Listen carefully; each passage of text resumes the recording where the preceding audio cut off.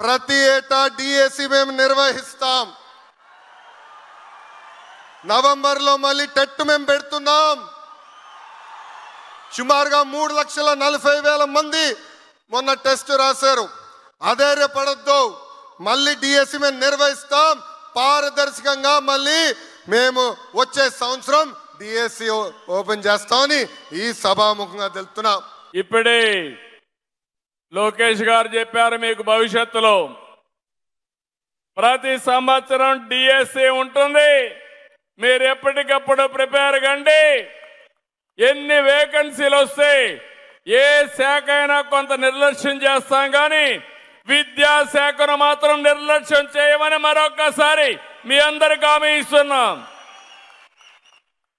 సంకల్పం మంచిదైనప్పుడు ఆటోమేటిక్గా దాన్ని సాధిస్తాం.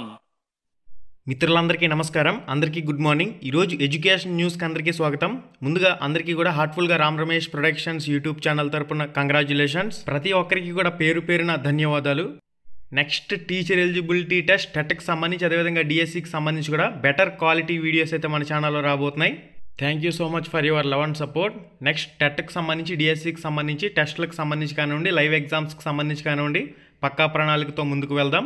ఇకపై యాటా డిఎస్సి అని చెప్పేసి మనకి ఈరోజు ఈనాడు న్యూస్ పేపర్లో చూసినట్లయితే ఈ ప్రధాన శీర్షికతో మనకి ఆర్టికల్ అయితే రావడం జరిగింది. యువత సన్నద్ధం అవ్వండి, అన్ని ఖాళీలకు నోటిఫికేషన్ ఇస్తామంటూ మనకి మెయిన్గా హైలైట్ అయితే చేస్తూ ఉన్నారు. నెక్స్ట్ నవంబర్లోనే టెట్ నిర్వహిస్తామని చెప్పేసి ఒక పదాన్ని అయితే ఉపయోగిస్తున్నారు. కాబట్టి టెట్కి సంబంధించి అందరూ కూడా సిద్ధం కావాల్సిన అవసరం అయితే ఉంది. నవంబర్లో ఎగ్జామ్స్ నిర్వహిస్తారా, నవంబర్లో నోటిఫికేషన్ ఇస్తారా, ఇది కాదు. ఈ పలంగా టెట్ నోటిఫికేషన్ వస్తే మీరు సిద్ధంగా ఉన్నారా 140 మార్కులు స్కోర్ చేయడానికి సంబంధించి, ఈ అంశాన్ని మాత్రమే దృష్టిలో పెట్టుకోండి. టెక్స్ట్ బుక్లని లైన్ టు లైన్ చదవటంపై ఫోకస్ చేయండి. ఫర్దర్గా టెట్కి సంబంధించి అప్డేట్స్ అనేవి వస్తాయి, అవి రాగానే తప్పకుండా మీకు మన ఛానల్ ద్వారా అందించడం జరుగుతుంది. మన Ram Ramesh AP TET AP DSC app అనేది గూగుల్ ప్లే స్టోర్లో అవైలబుల్గా ఉంది కాబట్టి ప్రతి ఒక్కరు ఇన్స్టాల్ చేసుకోండి. దాంట్లో కూడా మీరు కోర్స్ అనే ఆప్షన్లో కంటెంట్ దగ్గర ఫ్రీ టెస్టులు కూడా రాసే అవకాశం అయితే ఉంది. Ram Ramesh AP TET AP DSC app దాదాపుగా 50,000 మంది డౌన్లోడ్స్తో ఉంటుంది. ప్రతి ఒక్కరు కూడా ఇంకెవరైతే డౌన్లోడ్ చేసుకోలేదో టెస్టుల పరంగా యాప్లో మీరు టెస్టులు అయితే రాస్తూ ఉండండి. టెస్టులు అనేవి మీరు ఫ్రీగా కూడా రాసే అవకాశం అయితే ఉంది. ఇకపై యాటా డిఎస్సి అని చెప్పేసి మనకి మెయిన్గా హైలైట్ అయితే చేస్తూ ఉన్నారు. కాబట్టి ఎవరైతే బార్డర్ అభ్యర్థులు ఉన్నారో మీరు ఖచ్చితంగా నెక్స్ట్ డిఎస్సిలో టాపర్ కింద ఉండే విధంగా చూసుకోవాల్సిన అవసరం అయితే ఉంది. ఇక నియామక పత్రాలు అందుకున్న టీచర్లకు సంబంధించి ట్రైనింగ్ ఎప్పుడు ఉంటుంది ఏంటి అనేది ఫర్దర్గా అఫీషియల్ అప్డేట్స్ వస్తూ ఉంటే దానికి సంబంధించిన ఇన్ఫర్మేషన్ అనేది కూడా మన ఛానల్ ద్వారా మీకు పోస్ట్ చేయడం జరుగుతుంది. నెక్స్ట్ టెట్కి సంబంధించి ప్రిపేర్ అవడానికి కూడా భారీగా సమయం ఏమీ ఉండదు. కాబట్టి అభ్యర్థులందరూ కూడా టెక్స్ట్ బుక్లు చదవటంపై ఫోకస్ చేయండి. 3rd to 9th క్లాస్ వరకు సిలబస్లో ఎటువంటి చేంజెస్ అనేవి లేవు. కొత్త పాఠ్యపుస్తకాలు ప్రస్తుతం పాఠశాలలో ఉన్న పాఠ్యపుస్తకాలే మనకి గత డిఎస్సికి సంబంధించి ఉన్న పాఠ్యపుస్తకాలే ఉపయోగపడతాయి.